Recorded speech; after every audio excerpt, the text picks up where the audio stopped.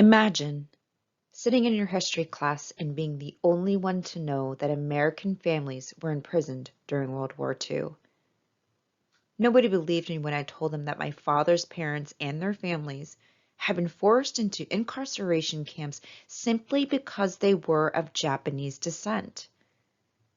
I spoke up then, and yet today, students are sitting in the same kind of history classes and still don't know that this occurred. I'm speaking up again now in hopes that you believe this happened in America. February 19th, 1942 changed my family's lives forever. President Roosevelt issued Executive Order 9066, which led to the establishment of the War Relocation Authority. It put into motion the rounding up of anyone along the Pacific coast of Japanese ancestry, Washington, Oregon, and California, people who were just like me. Men, women, and children were corralled into assembly centers. Both sides of my father's families came with children in tow to enter the Merced Assembly Center, which was formerly a county fairground.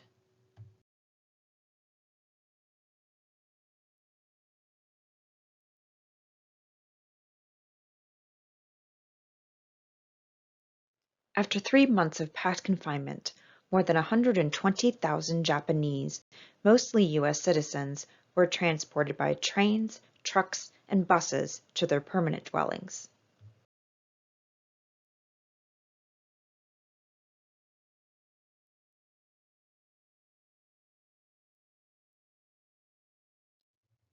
Ten camps were erected, scattered throughout 7 states, 2 in California, Arizona, and Arkansas, and 1 each in Wyoming, Utah, Idaho, and Colorado. Seen here, the small unlabeled dots indicate Department of Justice camp locations that incarcerated aliens and citizens of Japanese, German, and Italian ancestry. High plains deserts, swamps, and the most desolate areas the government could find housed the Japanese and Japanese Americans. My father and mother have visited each camp to pay their respects, and they can attest to their suffocating isolation. This is the memorial at Manzanar, near Lone Pine, California, close to Death Valley. Amache, near Lamar, Colorado, in the southeast corner of the state. Heart Mountain, near Powell, Wyoming, close to Cody. Tule Lake Segregation Center, near Newell, California, in the northern part of the state. Gila River, near Chandler, Arizona, on the Gila River Tribe Reservation. The photo in the upper left-hand corner is a converted barracks from the camp near Phoenix. Topaz, near Delta, Utah. My family was told this mandatory relocation was for their own good, while the government and press touted it to the rest of the country as a military necessity. Most were unaware of their destinations, but they trusted their government to know best. Imagine how they felt when they were greeted by barbed wire and guards with machine guns and watchtowers.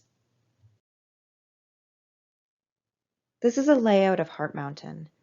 The camps were small cities of around 10,000 people or more. Barracks were laid out in blocks of 12, 13, 14, up to 24 barracks per block. Each block containing a mess hall, latrines, and showers. The 100 by 20-foot barracks held 6 or more families. There was no running water, no partitions, no privacy. 3 coal-burning stoves kept them warm during the frigid winters, with a small plate for heating water for tea. Meals had to be eaten in the mess hall, with no exceptions.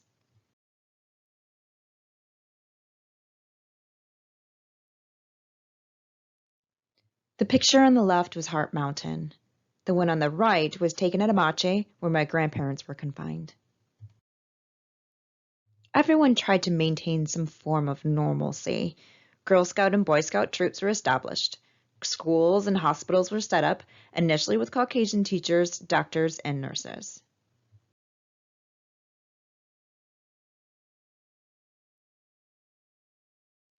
Traditional Japanese activities at first were prohibited, but were later allowed to be practiced. Calisthenics and sports flourished.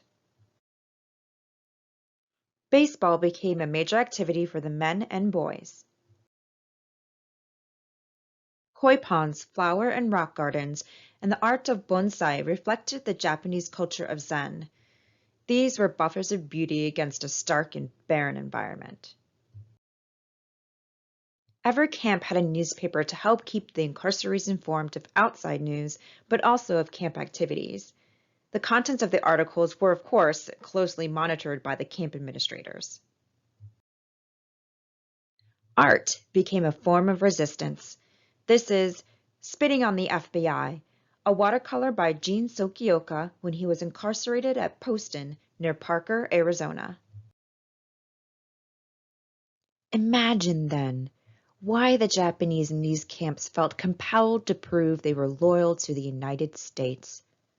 What would be more definitive than dying for their country? The young men, Nisei or second generation, like my grandfather pictured here, and my great-uncles volunteered to serve in the U.S. Army, and their unit was designated the 442nd Regimental Combat Team. Over 18,000 young men served in this unit. Half were either killed or wounded. The 442nd remains the most decorated unit in U.S. Army history. The ability to incarcerate any U.S. citizen is still viable today. Although several lawsuits were heard before the Supreme Court in 1943, the concept of military necessity was never overturned. And when I see the immigrant detention camps today, people being corralled into barbed wire prisons again, families being separated, it harkens back to 1943. In fact, some of the same Department of Justice camps used to imprison the Japanese have been used to hold immigrants in 2018.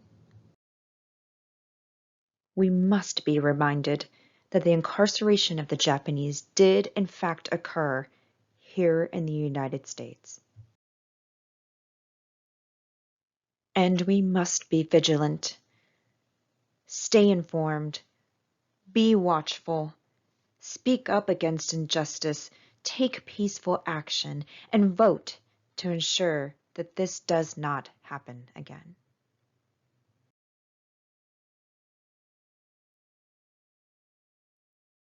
Kotomo no tame ni, for the sake of the children.